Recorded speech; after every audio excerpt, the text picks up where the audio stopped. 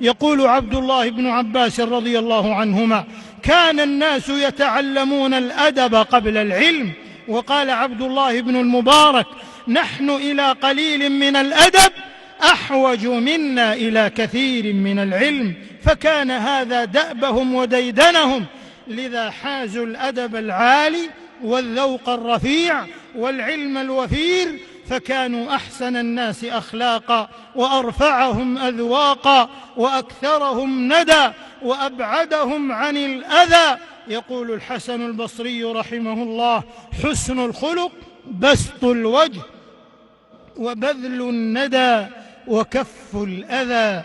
أخي إن الخلق شيء هين، وجه طليق ولسان لين.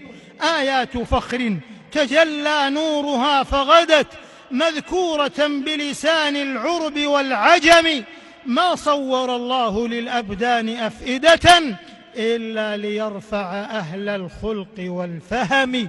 فأي ثمد من قوة تبقي عليها الأمة إن نيل من نوط أخلاقها ومعقد آمالها وقيمها.